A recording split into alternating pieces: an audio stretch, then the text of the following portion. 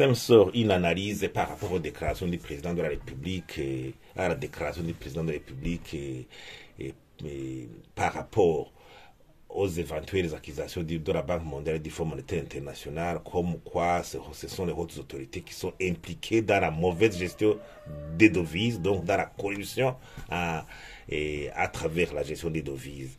Par simple, son analyse est la suivante. D'abord, il y a des actions que le gouvernement devrait faire pour prouver sa volonté de frapper fort contre ces mauvais gestionnaires des devises qui manquent cruellement.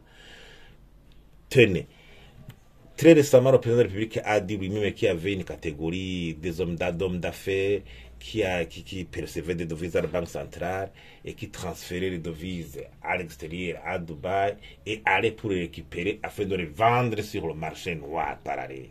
Cette liste existe, j'imagine. Et si on veut faire un contrôle, nous dites il faut aller dans les services de douane pour vérifier les déclarations de mise en consommation.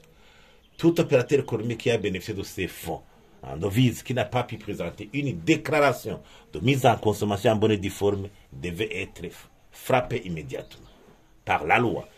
C'est cela, les actions prioritaires qui prouvent cette volonté. La liste est là. On ne devrait pas attendre.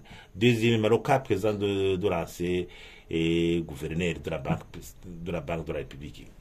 C'est un cas qui n'a pas encore été éclairé. Quelles sont les autres personnalités qui sont impliquées? Quelles sont les procédures qui ont été violées? Comment est-ce que toutes les infractions devaient être mises en lumière? Troisièmement, pourquoi la Banque de la République continue à relever directement de la présidence de la République? Ça veut dire que s'il y a des cas de mauvaise gestion, c'est l'autorité d'autorité qui est concernée, qui est mise en cause. J'imagine que là aussi, il faut être prudent. Mais personne ne juge qu'il faut que le gouvernement passe à la vitesse supérieure et opérer des actions suivantes. Il faut que les clients, les opérateurs économiques travaillent normalement avec les banques commerciales.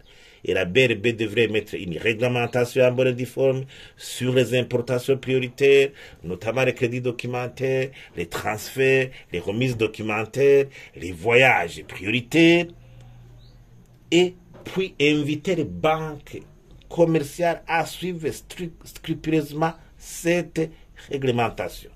Et il faut aussi recruter une maison de surveillance à l'extérieur réputée qui vérifie la qualité des marchandises embarquées, qui vérifie les prix, qui vérifie s'il n'y a pas de surfacturation spéculative, et pour vérifier aussi si les éventuels fournisseurs existent.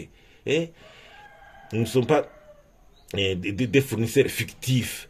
Donc, il y a un tas d'éléments que cette maison vérifie pour vraiment prouver que la marchandise embarquée l'est réellement et observer les conditions standards internationales.